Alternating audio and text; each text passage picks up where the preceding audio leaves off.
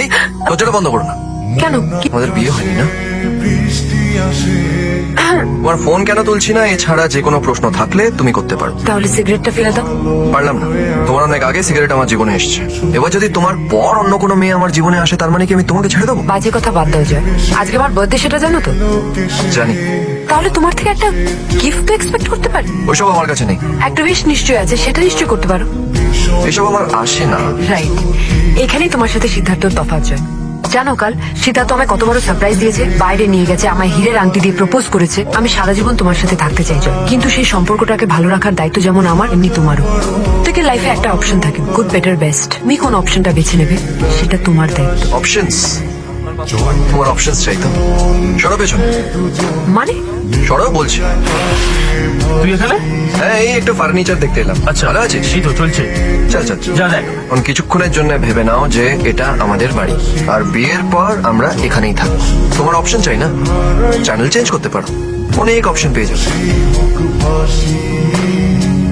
এই যে হ্যালো, আমাকে এখানে একা রেখে তুমি ওখানে গিয়ে বসলে কেন?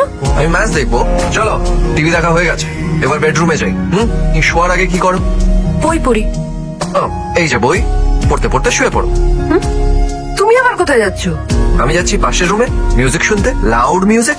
তুমি কি করতে চাইছো বলো তো, আমি কিছু বুঝতে পারছি না কিন্তু। আমি এটাই বোঝাতে চাইছিলাম যে জীবনে বেশি অপশন থাকলে ইমোশনটা কমে যায়, মানুষ ঘেটে যায়।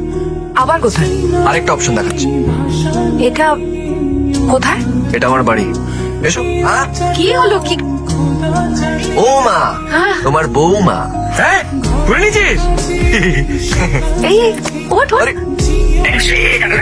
নিচে নিচে। গো, তুমি যত সুন্দর বলছিলে এ তো তার থেকে অনেক বেশি সুন্দর। আচ্ছা, তুমি এই সিরিয়ালটা দেখো মা? না কাকু, আমার সেভাবে সিরিয়াল দেখা হয় না, মা দেখে। আমি ওই ফাঁক পেলে একটু ফিল্ম দেখি। ও তাই বুঝি?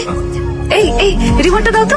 আরে শোন না, কেন? দাও না, আমরাও ফিল্ম দেখবো। একসঙ্গে বসে দেখার মজাটাই আলাদা, তাই না? তুমি মাছ খাও তো মা? হ্যাঁ কাকু, খাই, কিন্তু কাটা বাঁচতে পারি না। একদম রাজ্যটো জয়ও কাটা বাঁচতে পারে না।